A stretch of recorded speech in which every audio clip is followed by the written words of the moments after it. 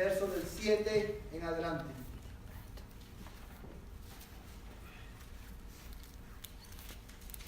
Voy a repetir la cita, amados hermanos. Efesios, capítulo 1, verso del 7 en adelante. Amén. Dice la palabra del Señor de esta manera. En Él tenemos redención mediante su sangre, el perdón de nuestros pecados, según las riquezas de su gracia, que ha hecho abundar para con nosotros en toda sabiduría y discernimiento. Nos dio a conocer el misterio de su voluntad, según el beneplácito que se propuso en Él, con miras a una buena administración en el cumplimiento de los tiempos. Es decir, de reunir todas las cosas en Cristo, tanto las que están en los cielos como las que están en la tierra. En Él también hemos obtenido herencia, habiendo sido predestinados según el propósito de aquel que obra todas las cosas conforme al consejo de su voluntad, a fin de que nosotros, que fuimos los primeros en esperar en Cristo, seamos para alabanza de su gloria. En Él también vosotros, después de escuchar el mensaje de verdad, de la verdad, el evangelio de vuestra salvación, y habiendo creído, fuisteis sellados en Él con el Espíritu Santo de la promesa, que nos es dado como garantía de nuestra herencia, con miras a la redención de la posesión adquirida de Dios, para alabanza de su gloria. Vamos a orar. Padre, una vez más venimos delante de ti en esta noche, pero ahora para rogarte, para suplicarte, oh Dios, que tú tengas a bien hablarnos una vez más a través de tu palabra. Lo que más estamos necesitando, Señor, una vez más hoy, es escuchar tu voz. Nosotros podemos decir como el salmista, como el ciervo brama por las corrientes de las aguas, así clama, oh Dios, nuestra alma por ti. Amén. Nuestra alma tiene sed de ti, del Dios vivo. Te ruego en el nombre de Jesucristo que tú abras nuestros oídos para oír tu voz a través de tu palabra. Abre nuestros ojos para ver tu gloria en tu palabra. Y danos un corazón entendido para entender tu palabra. Amén.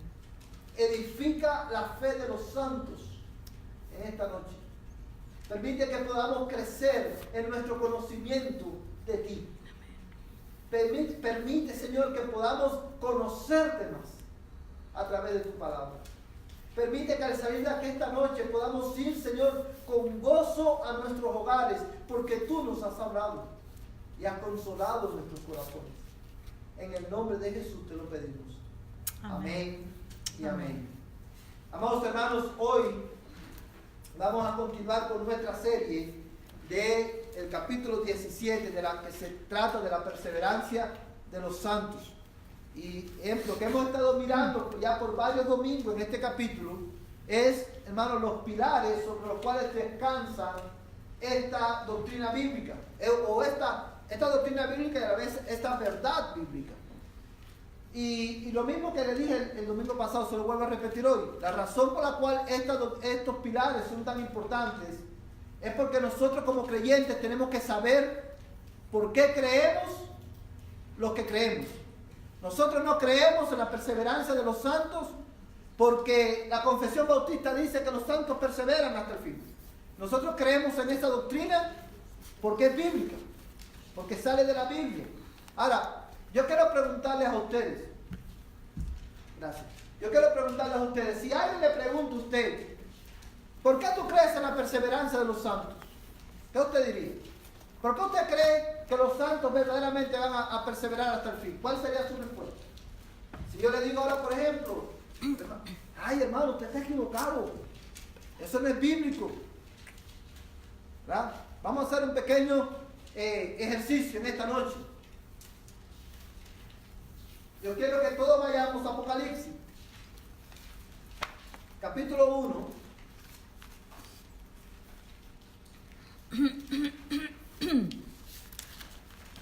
capítulo 2, perdón. Y vamos a leer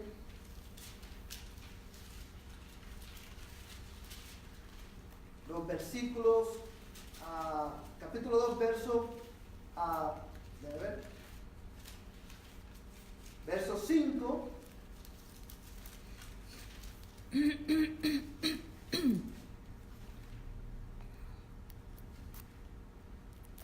Y vamos a leer el verso 10. ¿Verdad? Vamos a suponer que yo vengo, estamos hablando de este tema, usted y yo.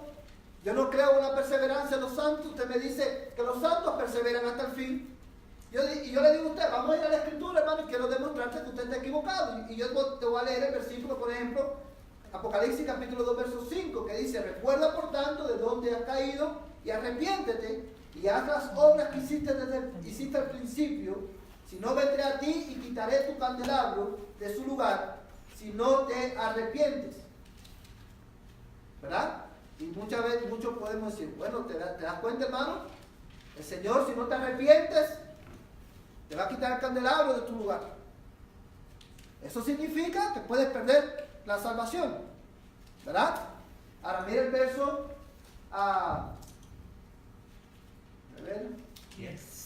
10.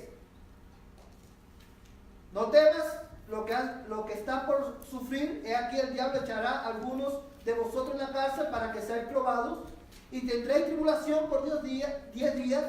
Sé fiel hasta la muerte, y yo te daré la corona de vida. ¿Te das cuenta, hermano? Tienes que ser fiel hasta la muerte, y como resultado Dios te va a dar la corona de la vida. Si tú no eres fiel, Dios no te va a dar la corona de la vida. Ahora bien, hermanos, ¿qué usted respondería a eso? Si yo le digo a usted, ¿cómo usted respondería? Bueno, hermano, en primer lugar, este versículo 5, muchos cristianos argumentan que se basan a esto de que la persona pierde su salvación. En este capítulo del verso 5, yo he escuchado algunas personas o hermanos que dicen, basado en este versículo, que sí se pierde la salvación. Pero yo creo no, que porque ¿cuál fue la pregunta? ¿Cómo usted yo le estoy diciendo ese mismo argumento. Yo estoy tratando de convencerlo a ustedes de que sí, los santos no perseveran. Si tú quieres llegar hasta el final, tú tienes que ser fiel. Si tú no eres fiel, te vas a perder, hermano. Es lo que dice este versículo. ¿Cómo usted argumentaría, hermano, eso? Pues que perseveramos porque creemos en la palabra, porque es la palabra de Dios. Sí, hermano, pero ahí dice: sé fiel y yo te daré la corona de vida. Ahí dice: si no te arrepientes, quitaré tu candelabro. Hermanos, la única manera que usted pudiera responder a eso es decir: bueno, hermano, en primer lugar, el versículo 5 es un texto que usted está usando fuera de contexto, porque no está hablando, quitar tu candelabro en tu lugar, no está hablando específicamente de perder la salvación.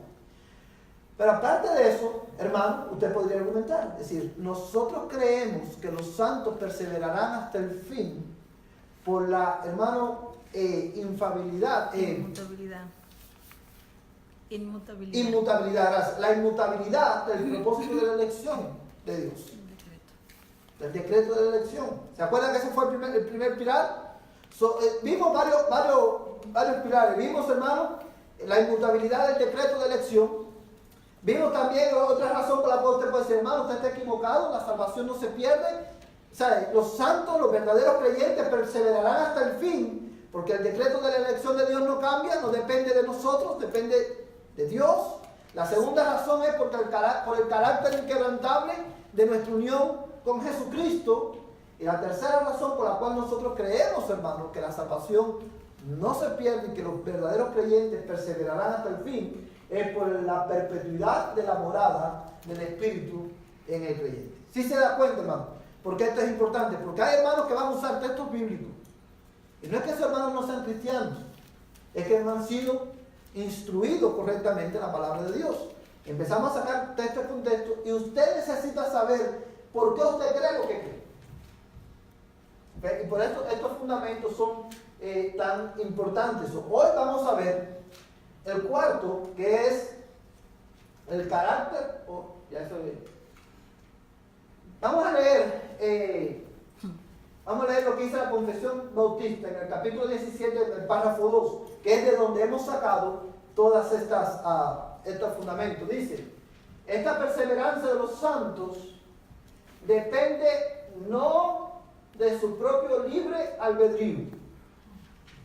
De la misma manera que nosotros no, o sea, el hombre no tiene libre albedrío para venir a la salvación, a Cristo, porque el hombre, ¿qué cosa es?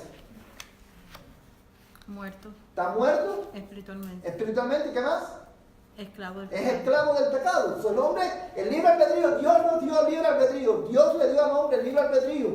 Pero el hombre perdió ese libre albedrío, ¿cuándo? En Edén. En Edén, cuando el hombre pecó, dice la Biblia, el que es vencido por alguno es hecho esclavo del que lo venció. Y el hombre fue vencido por el pecado en Edén, y en ese momento él vino a ser esclavo del pecado. Por eso el hombre no tiene libre albedrío para venir a Cristo. Y de la misma manera no depende tampoco no depende del libre albedrío de los hombres la perseverancia. Dice, sino de la inmutabilidad del decreto de elección que fluye del amor libre e inmutable de Dios el Padre. Eso, hermano, es bien importante, porque ese decreto, hermano, inmutable de elección, fluye ¿de qué? Del amor, y quiero enfatizar en esta palabra, libre. Porque Dios te amó, ¿sabes por qué? Porque quiso. Porque Él quiso amarnos. Porque Él quiso amarnos. Él nos amó.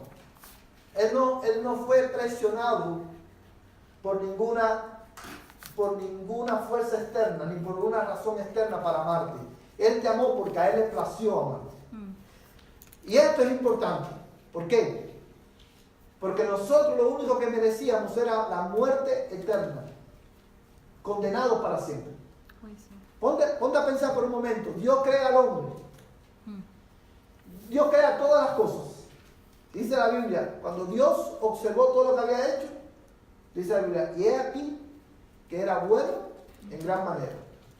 Dios crea al hombre, lo crea a su imagen, a su semejanza, y le dice, y el plan de Dios para el hombre, ¿cuál era? Que extendiera el Edén. Que el hombre hiciera del mundo lo que Dios había creado en el jardín del Edén. La tarea del hombre era llevar el jardín del Edén, las condiciones del jardín del Edén, a todas partes del mundo que Dios había creado.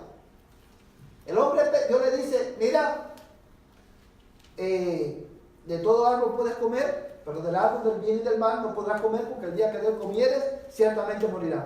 Y el hombre dice, es seducido por el pecado y peca. ¿Qué es lo que merece el hombre, hermano? Muerte. Eso no fue un pequeño error. Nosotros lo podemos ver como un pequeño error. ¿Qué tiene de malo? ¿Qué tiene de malo que cogiera de ese fruto? Hermanos, lo que tiene de malo es la intención por la cual él tomó de ese fruto. Él tomó de ese fruto porque él quería hacer ¿qué cosa? Como Dios. Como Dios. Y eso lo llevó a desobedecer la palabra de Dios. Rebelde. Lo llevó a rebelarse. ¿Qué merece un rebelde? Hermano, si ahora mismo, fíjese, si ahora mismo cualquier persona aquí, en este país, intenta asesinar al presidente de los Estados Unidos, ¿qué usted cree que le pasa? Es traición a la patria. Sí. No le dicen, esto fue un error, eso fue un error. Lo menos que le puede pasar es que pase cadena perpetua. Pero lo matan. O sea, en el intento lo matan. Y eso estamos hablando de un país imperfecto, como cualquier otro país del mundo. Y estamos hablando de la rebelión de un hombre hacia otro hombre. ¿Cuánto más castigo no merece la rebelión de una criatura miserable se creyó que podía ser como Dios y quiso usurpar la gloria de Dios? ¿Qué merece ese hombre? El ser humano. Muerte. Hasta aquí llegaste. Pero Dios, hermano, Dios, a pesar de nuestra miserable condición, porque no es otra cosa, es una condición miserable, desgraciada, Dios decidió amarnos.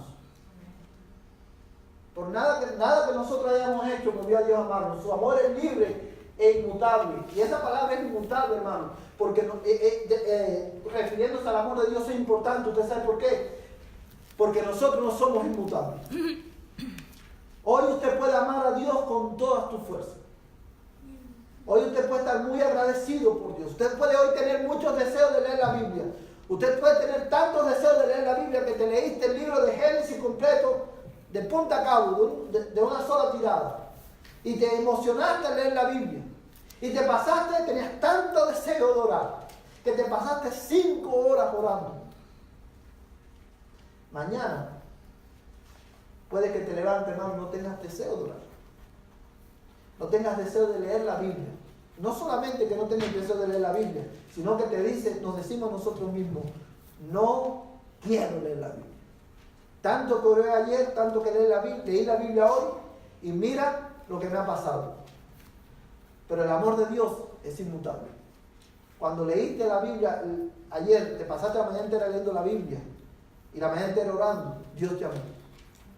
Pero hoy, cuando tú no quieres leer la Biblia, y no quieres orar, y tu corazón se rebela contra Dios, tu amor se enfría, tu fe se debilita, Dios te sigue amando. Amén. Pero no solamente que te sigue amando, es que Él hoy no te ama más de lo que te amó ayer.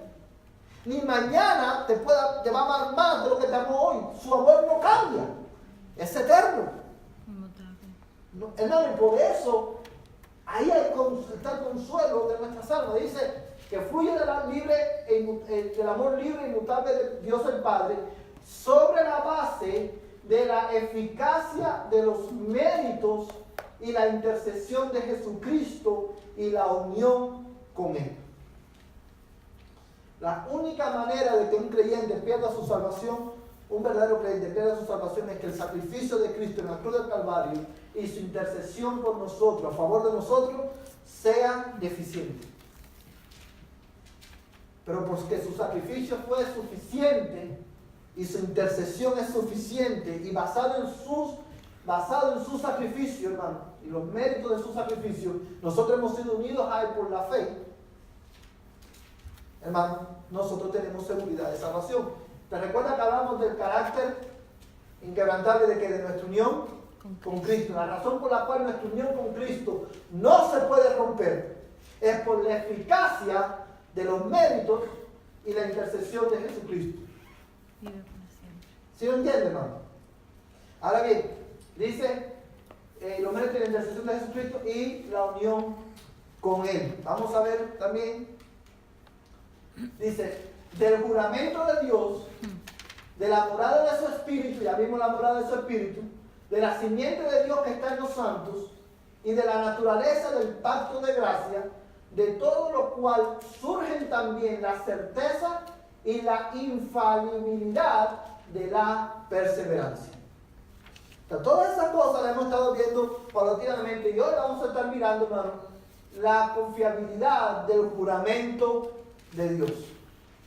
La razón, dicho esto, hermano, dicho en otras palabras, nosotros creemos en la perseverancia de los santos porque Dios juró, hizo un juramento de salvar a los que creen. Dios juró, hermano, garantizar la salvación de los creyentes. Y por ese juramento, porque podemos confiar en ese juramento, es que nosotros creemos en la salvación, en la perseverancia de los santos. Ahora, cuando la confesión bautista, nuestra confesión, habla de la confiabilidad del juramento de Dios, ¿a qué se está refiriendo? Bueno, ahí, hermano, está haciendo referencia a Hebreos capítulo 6, versos 3 al 15. Vamos a ir todos a Hebreos capítulo 6. Y vamos a ir, en este pasaje, vamos a ir bien despacio, Y yo quiero que hagas tus anotaciones ahí, hermano, en la escritura.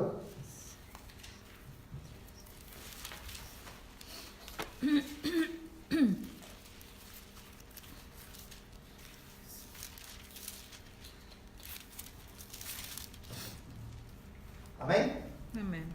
Hebreos capítulo 6, verso 3 al 15. Dice, pues cuando Dios hizo la promesa a Abraham, no pudiendo jurar por uno mayor, juró por sí mismo, diciendo, ciertamente te bendeciré y ciertamente te multiplicaré. Y así, habiendo esperado con paciencia, obtuvo la promesa. Fíjate, amados hermanos, ¿qué dice este pasaje? ¿Qué fue lo que Dios hizo? Una promesa a Abraham. ¿Qué dice el texto? ¿Dios hizo qué cosa? Una promesa. ¿Qué más dice el texto? Mira el texto, hermano. O sea, el texto me dice que Dios le hizo una promesa a Abraham. ¿Y qué más me dice el texto? Que no pudo jurar por uno mayor que él. Ah, sí, pero ¿qué dice? Dios hizo una promesa. ¿Y qué más hizo?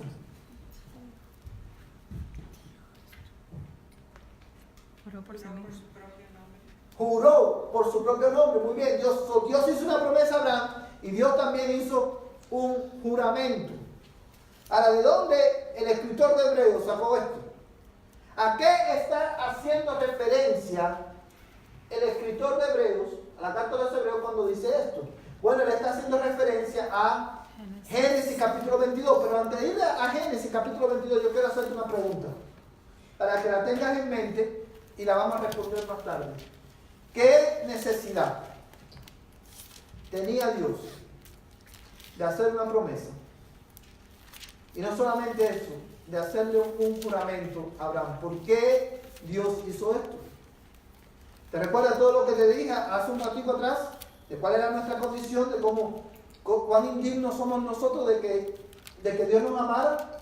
Y aún así, hermano, ¿qué necesidad tenía Dios? ¿Por qué Dios hizo una promesa? ¿Usted cree que Dios necesitaba prometerle algo a Abraham?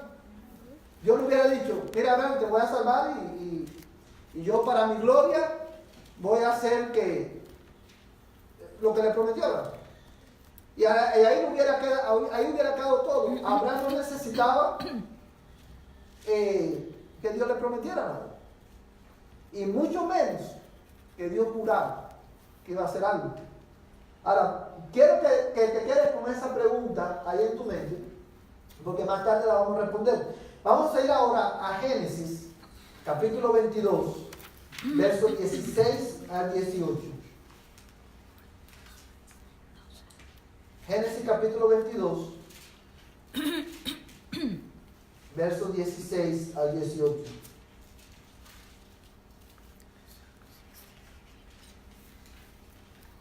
Amén.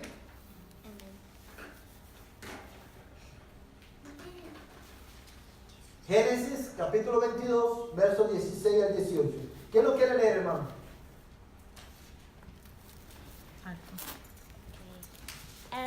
And said, by myself I have sworn, declares the Lord, because you have done this and have not withheld your son, your only son, I will surely bless you, and I will surely multiply your offspring as the stars of heaven and as the sand that is on the seashore, and your offsprings shall possess the gate of his enemies. And in your offspring shall be all the nations of the earth be blessed, because you have obeyed my voice. Amén. Gracias, hermano. ¿Quién lo quiere leer en español, hermano? Hermano. Y dijo, por mí mismo he jurado, dice Jehová, que por cuanto has hecho esto y no me has rehusado tu hijo, tu único hijo, de cierto te bendeciré y multiplicaré tu descendencia como las estrellas del cielo y como la arena que está a la orilla del mar. Y tu descendencia poseerá las puertas de sus enemigos. En tu simiente serán benditas todas las naciones de la tierra, por cuanto obedeciste a mi Dios. Gracias. Amén. Amados hermanos, a esto es precisamente que se está refiriendo el autor de los Hebreos cuando habla de la promesa y del juramento que Dios le había dicho. Pero ahora bien, mira lo que dice. Y dijo, por mí mismo he jurado, declara el Señor, que por cuanto has hecho esto y no me has rehusado tu hijo, tu único, de cierto te bendeciré grandemente y multiplicaré en gran manera tu descendencia como las estrellas del cielo y como la arena en la orilla del mar, y tu descendencia poseerá la puerta de sus enemigos. Obviamente, como ya hemos dicho en otras ocasiones, porque este pasaje lo hemos revisado en otro momento, en otras ocasiones atrás, aquí está haciendo referencia de quién. ¿A quién? ¿Quién es la descendencia de Abraham? Cristo. Sí, pero cuando dice, hermano, la simiente de Dios, la simiente es Cristo, pero la descendencia de Abraham, ¿quién es? Pueblo de Israel. El pueblo de Dios, la iglesia. Todos los cristianos. Todos los cristianos. ¿Se acuerdan lo que Pablo dijo en Romanos? No son los descendientes de Abraham, los descendientes físicos de Abraham, Israel, sino los que lo son, ¿por qué? Por la fe. Por la fe. Desde ahí él está hablando, y esa descendencia que él iba a multiplicar sería, hermano, es la iglesia de Cristo. Y la evidencia para eso la tenemos, hermano, en el hecho de que más adelante ahí mismo él le dice en el verso 18, dice, y en tu simiente serán bendecidas todas las naciones de la tierra. Pero también sabemos que está hablando de la iglesia de Cristo, tanto los santos del Antiguo Testamento como los santos del Nuevo Testamento, porque en el último verso, hermano, en la última parte del versículo 17, ¿cómo termina el verso 17? Y tu descendencia poseerá la puerta de sus enemigos. Y tu descendencia, ¿la descendencia de quién? De Abraham. De Abraham, poseerá las puertas de sus enemigos. ¿Qué texto de la Biblia viene a tu mente cuando tú lees eso, hermano? ¿Qué otro texto del Nuevo Testamento viene a tu mente? Cuando Jesucristo habla con Pedro, que dice, en tu simiente. Cuando Jesucristo habla con Pedro y que le dice, y yo también te digo que tú eres Pedro y sobre esta roca edificaré mi iglesia y las puertas del Hades no prevalecerán contra ella. ¿Sí recuerda ese pasaje, hermano? Es, hermano, lo mismo que está diciendo aquí. Cuando Dios le promete a Abraham, que dice, tu descendencia, los creyentes, dice, ellos poseerán, ellos avanzarán sobre las puertas de sus enemigos, porque ni aún el infierno podrá detener el avance de la iglesia. Si ves el paralelismo entre el Antiguo Testamento, entre la promesa que Dios le da a Abraham y lo que Cristo dice después de la iglesia. Ahora bien, fíjate también, pues este texto es bien interesante. ¿Te acuerdas esta mañana que leíamos en Efesios? Que dice Pablo, yo doblo mis rodillas delante de Dios, el Padre de nuestro Señor Jesucristo, de quien toda familia, tanto en la tierra como en el cielo, toma nombre. ¿Sí se recuerda ese pasaje que lo leímos? ¿Se acuerda que hablamos de que familia no está hablando ahí de una unidad familiar, como de una familia como la conocemos nosotros, sino que está hablando en sentido general? La idea que transmite es de nación, Patria. de una nación completa. Y aquí en el pasaje que estamos leyendo se usa esa misma terminología. Cuando dice en el verso 18, y en tu simiente serán bendecidas todas las naciones de la tierra. Ahí naciones, hermano, la palabra que usa es la misma que usa Pablo en Efesios para hablar de la familia de Dios. Ahora bien, hermano, todo esto que Dios dice, Él le hace la promesa a Abraham y Él le hace el juramento. Dice, por mí mismo he jurado. Y me gusta cómo el autor de los Hebreos dice que no habiendo uno mayor por el cual jurar, Él juró por sí mismo. Ahora, si Dios juró por sí mismo que Él bendeciría la descendencia de Abraham, en la simiente que es Cristo, ¿cómo nosotros podemos creer que la salvación, que un verdadero creyente puede perder su salvación? Cuando está por el medio, está el juramento de Dios. Lo que Dios estaba diciendo a Abraham, hermano, es que su descendencia precisamente poseerá la puerta de sus enemigos. Nadie podrá detener o destruir a los creyentes. Y es por eso que Pablo dice, ¿quién me separará del amor de Cristo? Nadie te puede separar del amor de Cristo, porque el amor de Dios es inmutable. Ni nosotros mismos podremos separarnos. Ahora bien, hermano, ¿con qué propósito Dios hizo este juramento? En esos versículos que acabamos de leer, el Génesis 22, del 16 en adelante, está el juramento, está, hermano, el juramento que Dios le hizo a Abraham, la promesa que Dios hizo a Abraham, de la cual el autor a los hebreos está hablando. Y la razón por la cual he hecho esta conexión, hermano, es para que usted pueda ver cómo el Antiguo Testamento está relacionado con el Nuevo Testamento.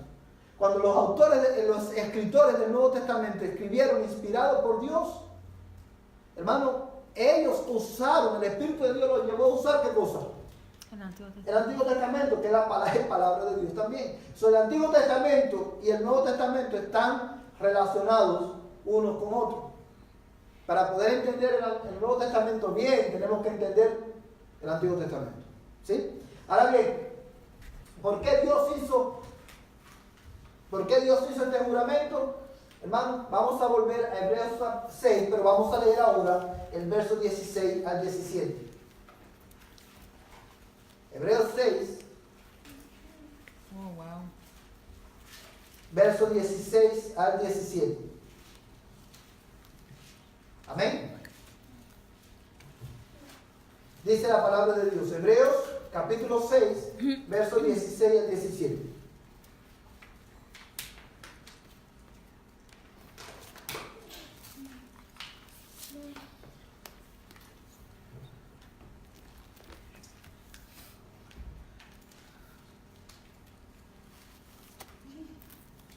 Dice la Escritura, porque los hombres juran por uno mayor que ellos mismos, y para ellos un juramento dado como confirmación es el fin de toda discusión.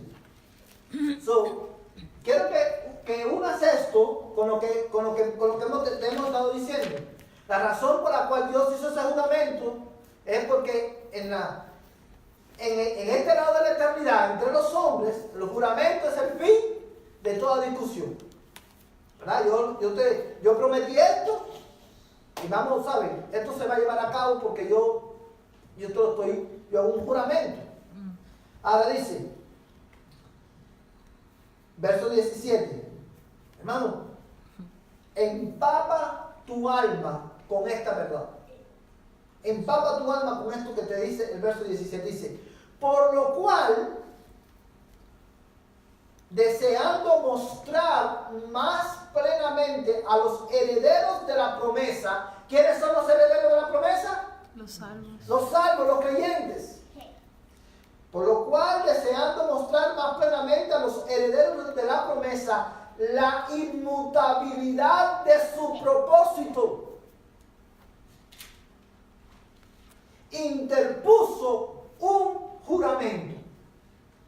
La razón por la Dios no necesitaba hacernos ningún juramento, pero Él lo hizo porque Él deseaba mostrarnos a nosotros, los herederos de la promesa, que su propósito es inmutable. No cambia. No cambia. Amén. Él te eligió ante la salvación del mundo para salvarte. Él quiso salvarte. Él envió a su Hijo a vivir una vida perfecta, a pagar el precio de tu pecado. Él, hermano, hizo todo esto. El Evangelio te llamó eficazmente a la salvación a través de la proclamación del Evangelio. El día que creíste por su gracia, Él te selló con el Espíritu Santo. No para que en el primer pecado que cometas perdieras tu salvación. Porque Dios sabía que aún a pesar de todo eso, tú y yo, mientras estamos en este lado de la eternidad, no podemos dejar de pecar. Amén. Nosotros no nos deleitamos en el pecado. Nosotros pecamos porque tenemos una naturaleza pecaminosa, pero no practicamos el pecado. Pero Dios hizo todo eso, hermano, no para que tú tengas una gran posibilidad de salvarte. Él hizo todo eso porque Él decretó, determinó salvarte. Amén. Y lo que Él determinó hacer, Él lo va a cumplir. Amén. Porque Él es fiel. Tú sabes, hermano, y yo creo que te dije esto el domingo pasado.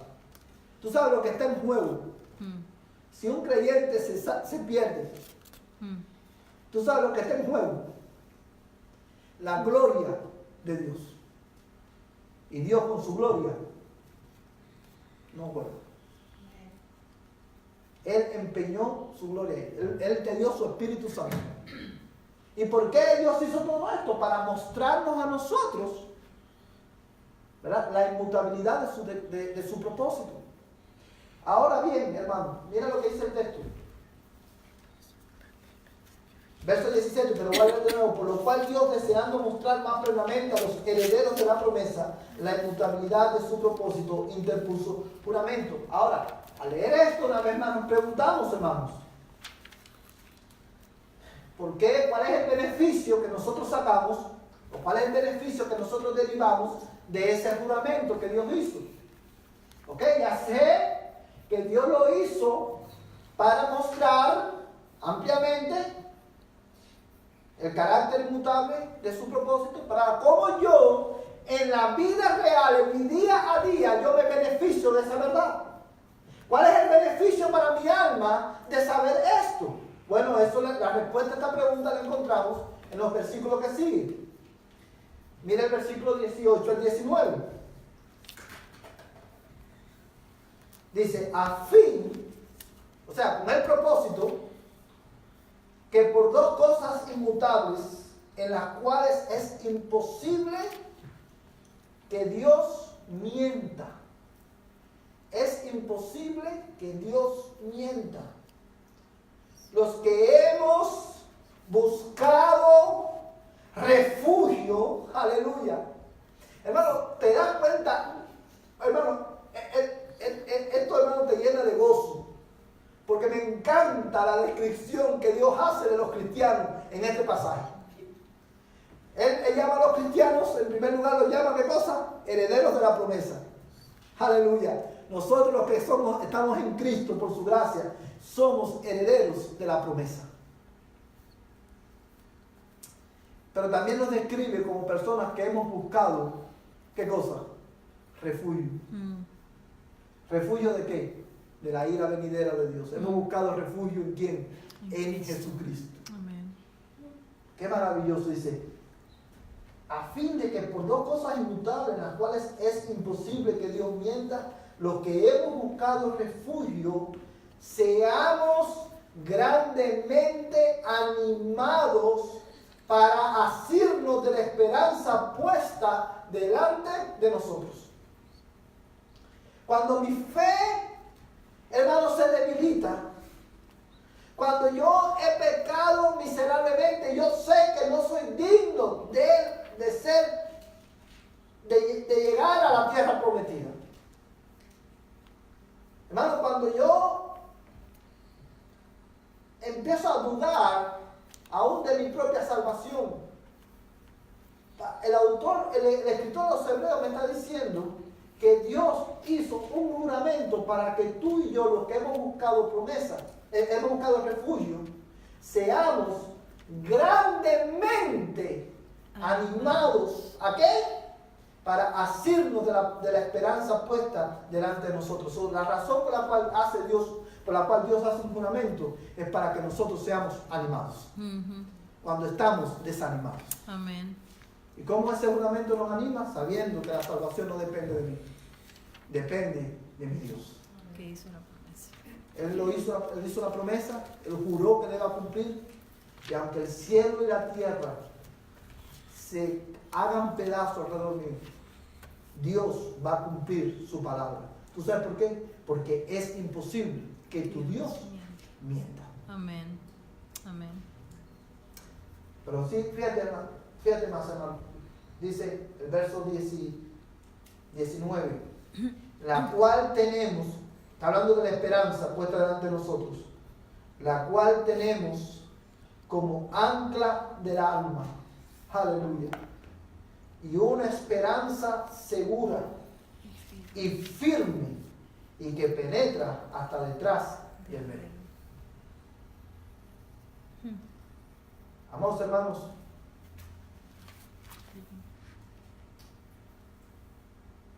cuando tú lees esto, ¿cómo tú reaccionas? ¿Cómo tú respondes a Dios después que tú lees un pasaje como este? ¿Cómo nosotros podemos decir que un creyente puede perder su salvación? Un verdadero creyente puede perder su salvación. No, dice la Biblia que él hizo un juramento. Es imposible que Dios mienta. Y por eso, porque nosotros podemos confiar, o más bien, ¿se acuerda que este fundamento, este pilar era la confiabilidad del juramento de Dios? La razón por la cual yo puedo estar seguro y confiar en que Dios va a cumplir su juramento, el juramento que él hizo a Abraham y a nosotros en su palabra, es porque Dios es imposible que Él mienta. Amén. Porque Dios es fiel, no a nosotros, sino a Él. A Él. Hermano, esta semana que comienza hoy, tú y yo vamos a tener, seguro, vamos a tener que enfrentar diferentes momentos difíciles. Una vez más, en esta semana, tú y yo vamos a pecar de muchas maneras. Tú y yo en esta semana nos vamos a enfriar, nuestra fe se va a enfriar, nuestro amor se va a debilitar. Pero recuerda, hermano, tu salvación está segura porque Dios la prometió. Amén. Él te prometió que si tú crees, te arrepientes de tu pecado y confiesas a Jesús como Señor de tu vida, tus pecados serán perdonados y serás salvo.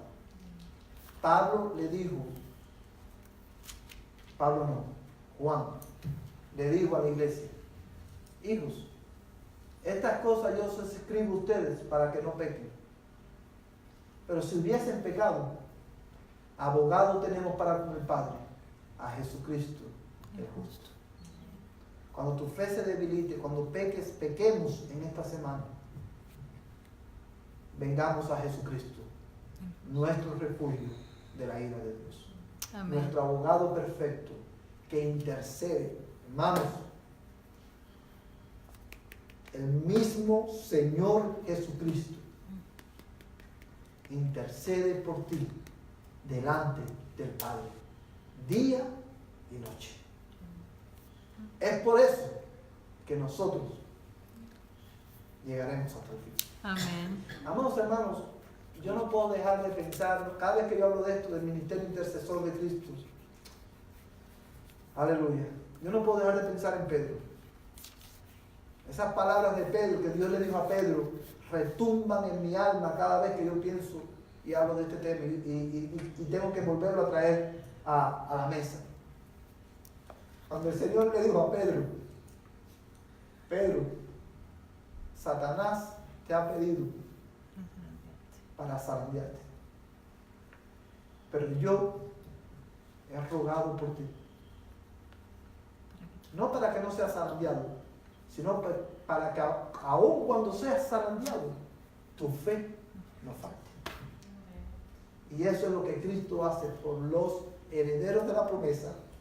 Eso es lo que Cristo hace por aquellos que hemos buscado refugio en Él, de la ira de Dios. Él intercede, Él está a la diestra del Padre, intercediendo por nosotros. Y es por eso que nosotros llegamos y llegaremos hasta el fin. Amén. Y es por eso, y otra evidencia que tenemos de esto, es que en el cielo, ahora mismo, hay una iglesia triunfante que da testimonio de la fidelidad y de la confiabilidad del juramento de Dios. Que son los santos que se nos adelantaron y están con Cristo ahora, ¿verdad? Esperando la resurrección de sus cuerpos. Que Dios te bendiga, iglesia, Te amo con todo mi corazón, hermano. Oro por ti para que el Señor continúe formando a Cristo en tu corazón. Y que esta verdad sea el ancla de tu alma y de mi alma en esta semana que comienza. Vamos a ponernos en pie y vamos a orar.